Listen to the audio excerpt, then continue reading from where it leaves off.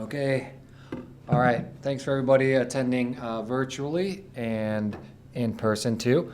We're going to be talking today about strength training with weight loss. Part of this lecture is going to be pertaining to strength training with weight loss on weight loss medications. The other part is going to be kind of including that just strength training when losing weight. But the whole global aspect of this is going to be all addressing the same concept as what we're going to talk about in very specific detail as we get through some of these slides. But for those of you that don't know, my name is Vic Troha. I'm the physical therapist here, personal trainer, and a nutritional therapist. I've been here for about 10 years. Lately, I've been specializing in some of the therapeutic adherences with people who are losing weight or on medication. So what we're going to talk about today is we're going to have to introduce a little bit about what the GLP-1 medication is for people that are using that. But the other things is, muscle loss, how to prevent muscle loss, clinical findings with muscle loss, and then important things to do when you're losing weight and strength training. And then I'm actually going to give you a program, give you an example program on what to do. So just real quick, let's just dive into a GLP-1. A GLP-1 is actually a hormone produced in the body. It stimulates insulin productions and blocks glucagon. So basically, one of the things that GLP-1s do is it makes you feel like you have more food in your stomach.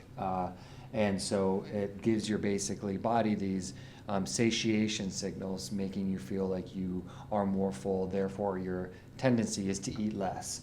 And then GIP is a glucose-dependent insulin polypeptide. It's basically the same kind of effect on a GLP-1, but it just acts on a different cell in your intestines.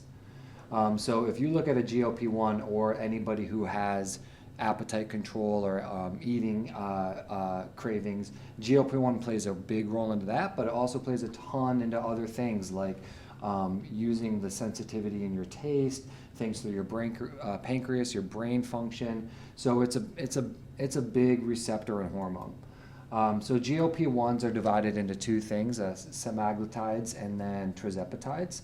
Tirzepatides are basically a combination of the GLP-1 and the GIP that I talked about earlier. The GIP is acting on the K cells, while the GLP-1 is just basically that one individual medication. So when you hear these common terms, this is what you're going to hear. If it's a GLP-1, you're going to hear it's either a Wegovy or a Ozempic. A Wegovy is basically a weight management for obesity, and Ozempic is for the diabetes prescription.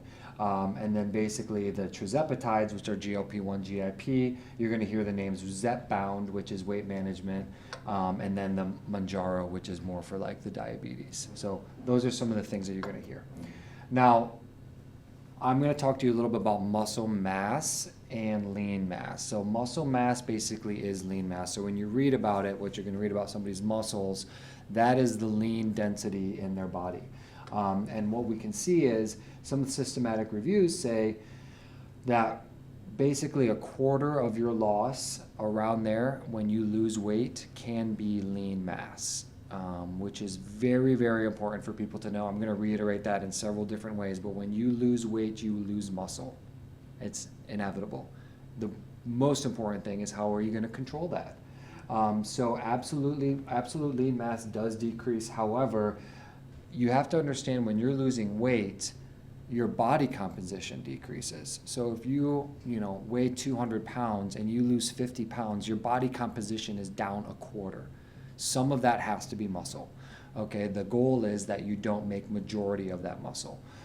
So what we're going to talk about is some facts about when you lose weight and you lose both, how are you going to prevent the front end of that? How are you going to prevent your body just taking the muscle versus the fat? Because you can't target just fat alone. You can't target adipose tissue. As much as I sit there and say, I wish you could just do sit-ups until your abs had a six-pack, it doesn't work like that.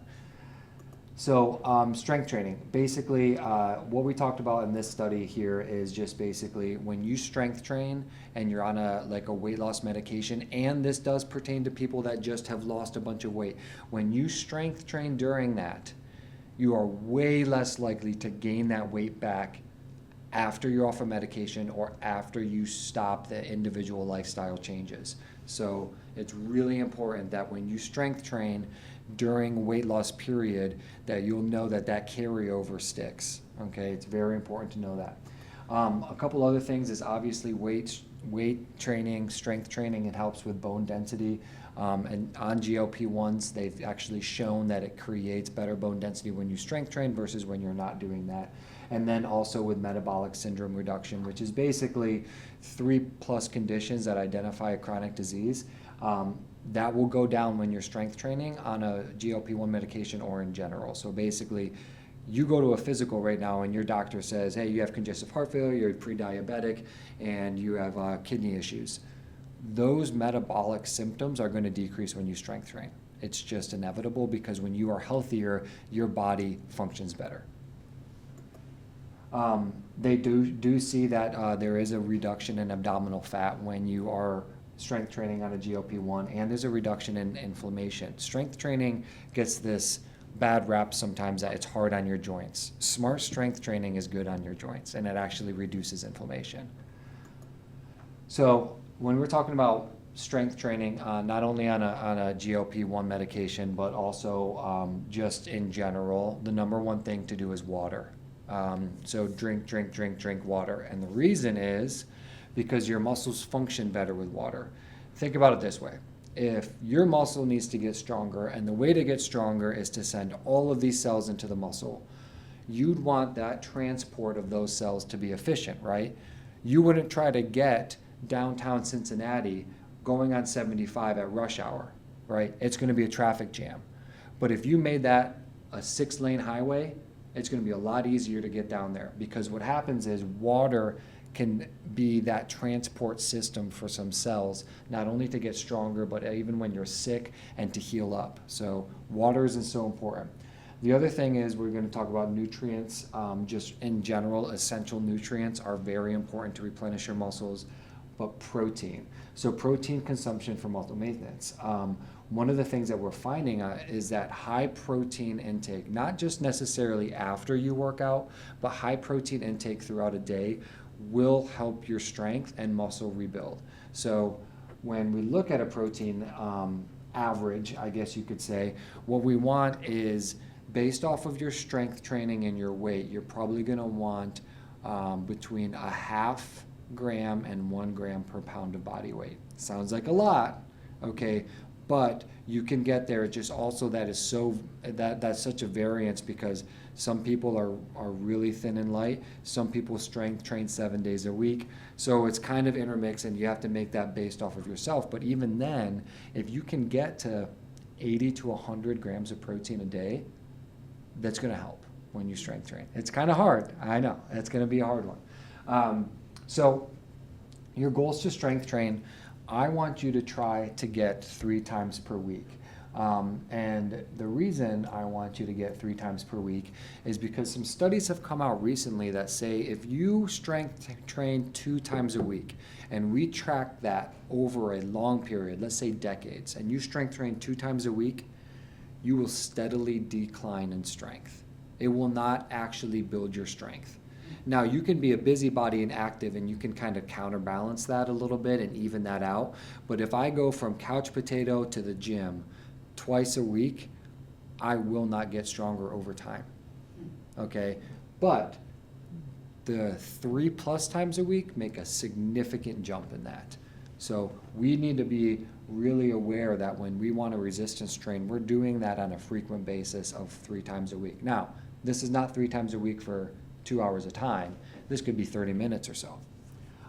So you want to, when you're strength training, you want a balance of upper body and lower body resistance. If you decide to commit yourself to 3 times a week, you can easily do that doing a full body workout.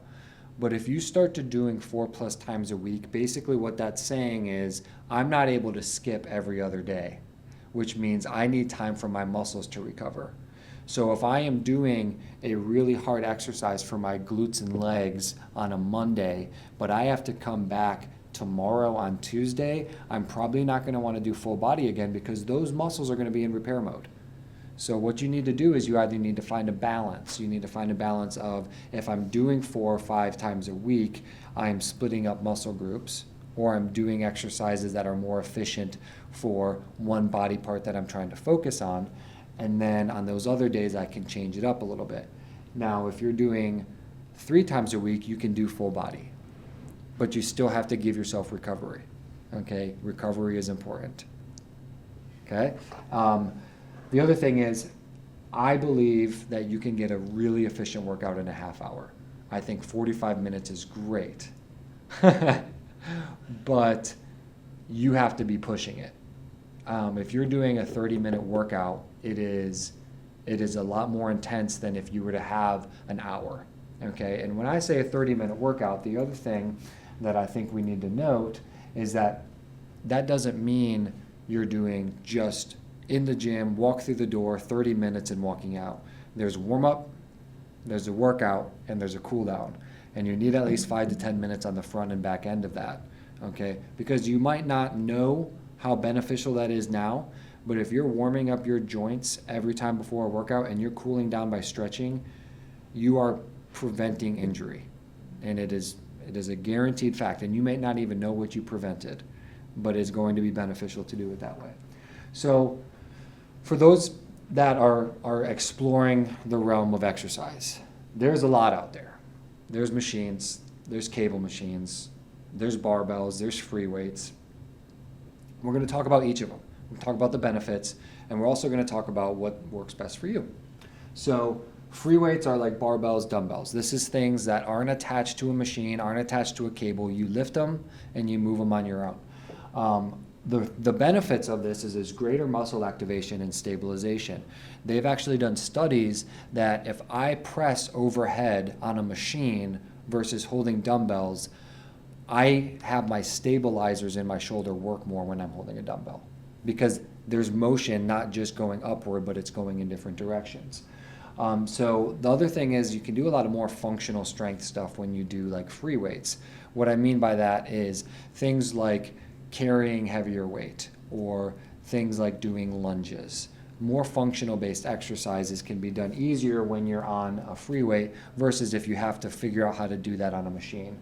And then it's also easier to incrementally increase load. What I mean by that is sometimes you can just go up by 2.5 pounds on some machines or cable machines. That's just not happening. But limitations, obviously, it's a little bit harder if you're going to be doing a bunch of free weight exercises. It's cueing your body and learning the form and all of that. And then sometimes you're going to need spotters or safety mechanism for when you do free weight. But then you go to machines. Machines are benefited because it's stable and it's safe, and it guides you in the motion. If I'm going to do a chest press, it's pressing me out. I'm not controlling the direction. It's controlling that for my body. It can isolate specific muscles a little bit easier, and it's normally rehab friendly when you do that. Not always, but a lot of times it's just so, hey, I know that I'm not screwing up this form. I love machines for people who need to start to learn how to activate a muscle. So if I'm looking at, okay, I can do a squat, but I have no idea what muscles I'm feeling.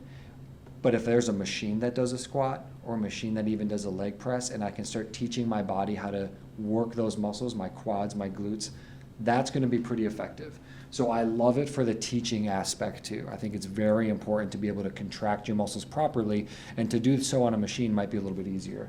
But obviously you know that you're not using as many stabilizers and there's not as much versatility in those exercises.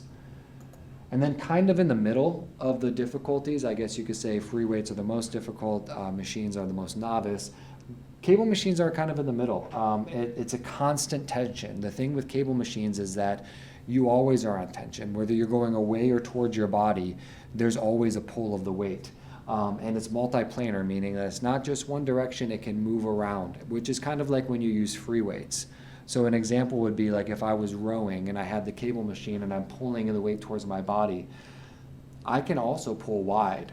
I can also pull up, and I can pull down. It can go in different angles. And it's pretty joint friendly for the most part. Obviously there's some stuff you can do on that. But it's just, for that, it adds that variety that might be a little bit more risky for those that don't know how to contract their muscles or that don't know the form and what they're doing. So there is still very much an emphasis on good technique. So practical recommendations from me on strength training. I think you use a mix. I want you to use them all.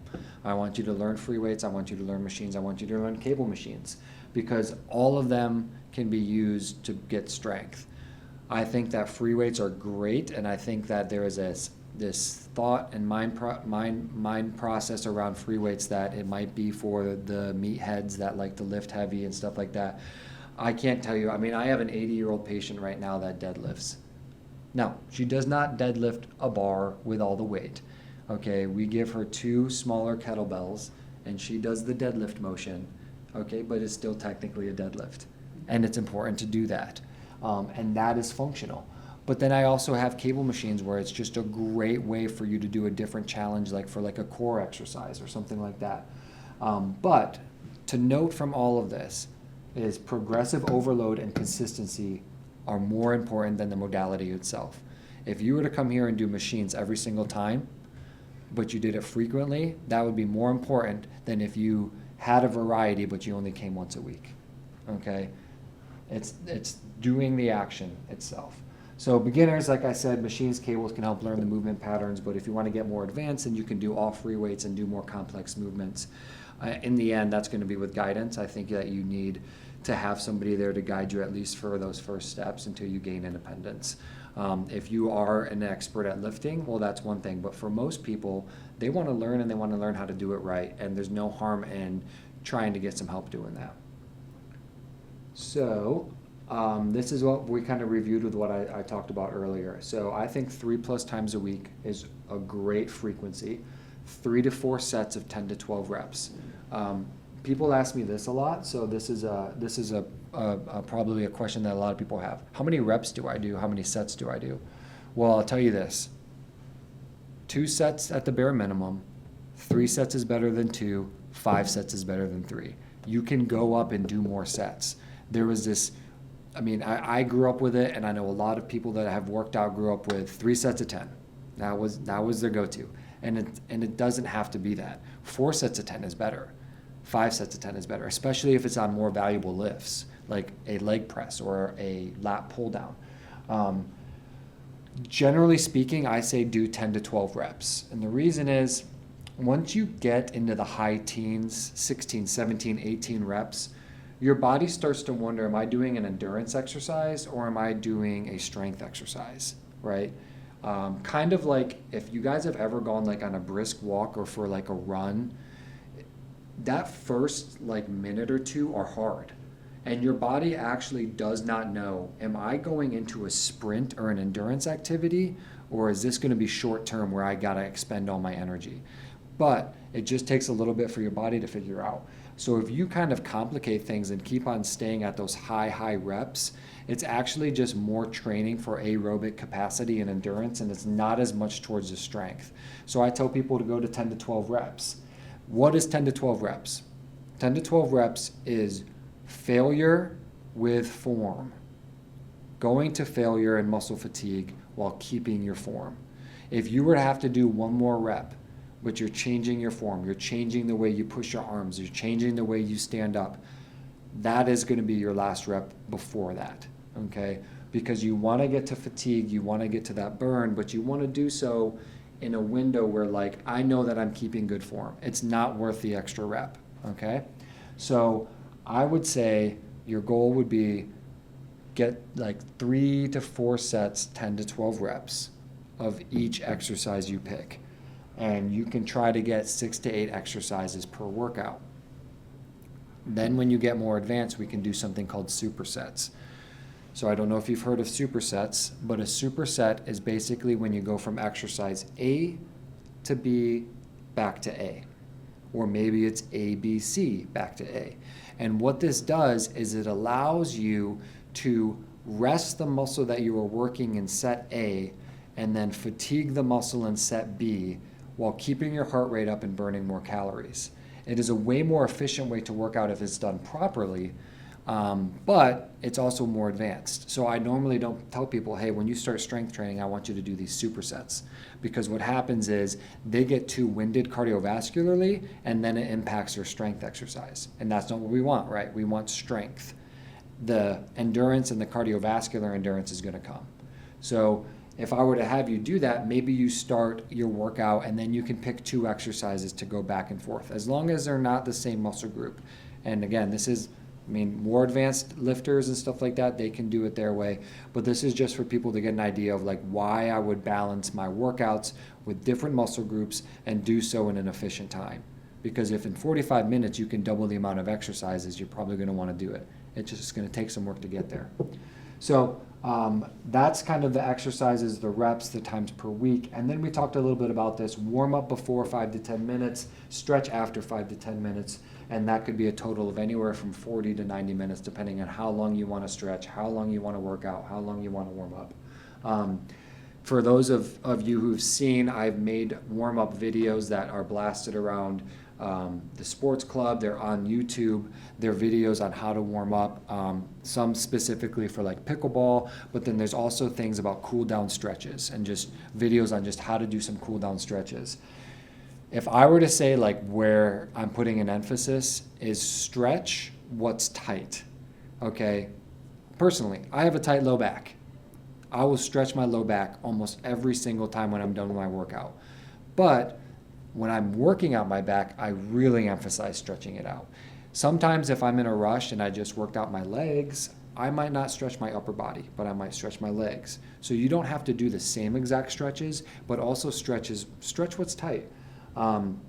Another personal thing is stretching is just not to relax your muscles after a workout.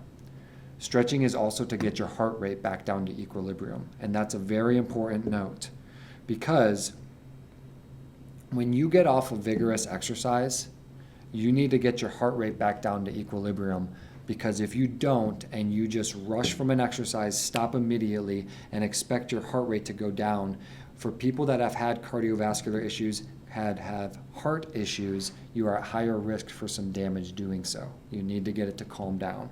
So slow things down when you're done. Okay? Now, this is an example workout. I would, this can definitely be posted. This is obviously going to be available for everybody live streaming. So the PowerPoint will be able to have people go back and check on this. But I will give you my email at the end if you guys want me to send this.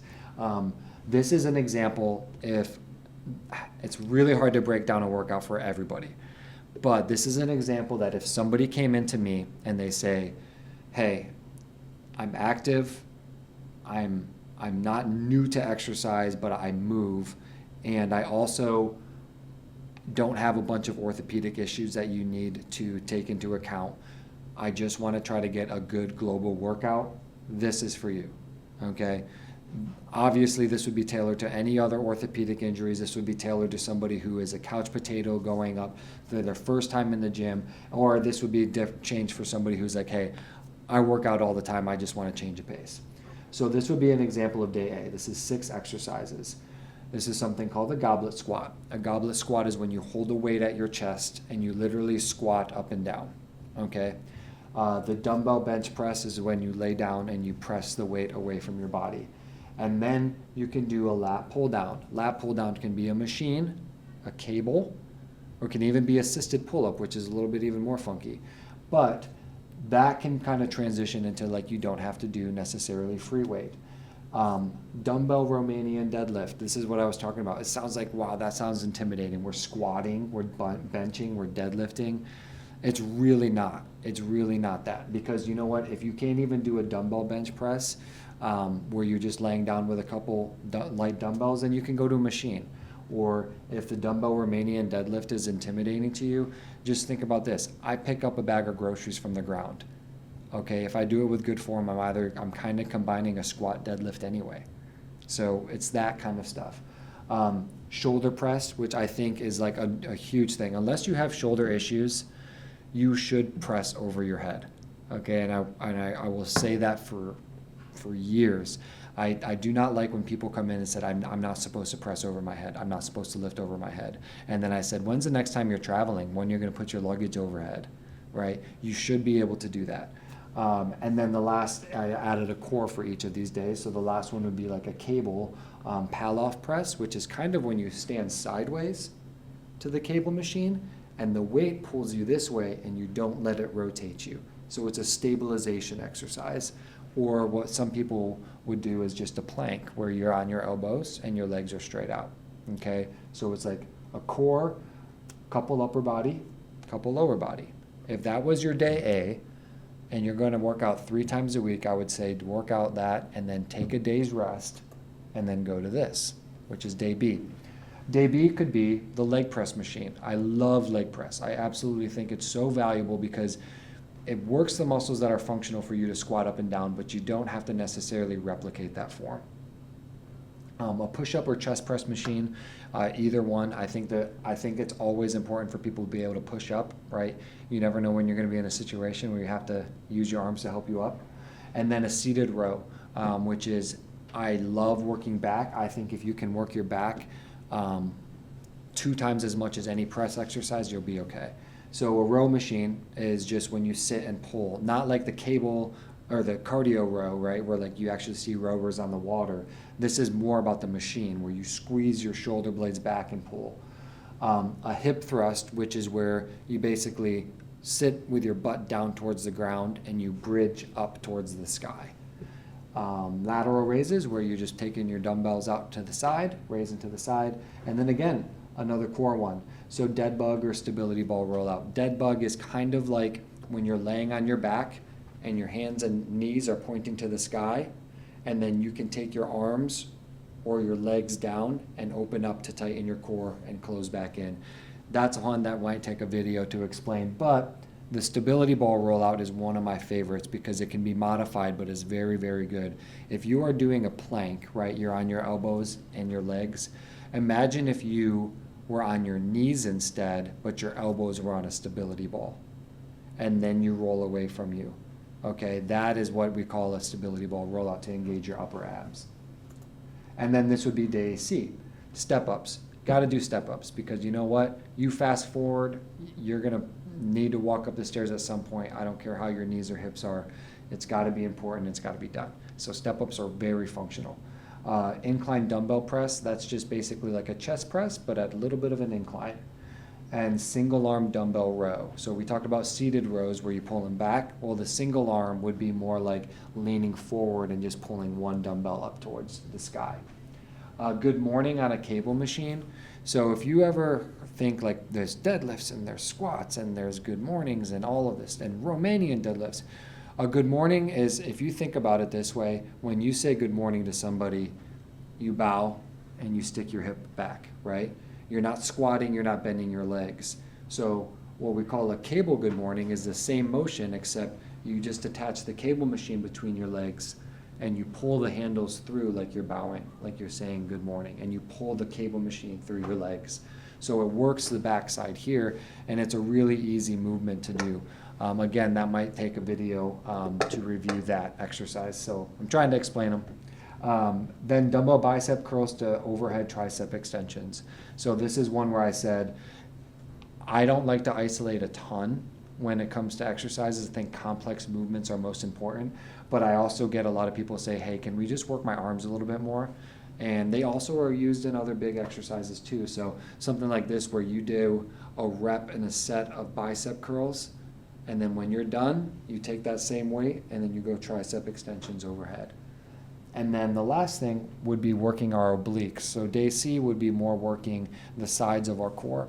So we could do like a side plank where your legs are out and you're on your elbow, or we could do a trunk rotation where maybe you put the cable machine at chest level and you rotate away.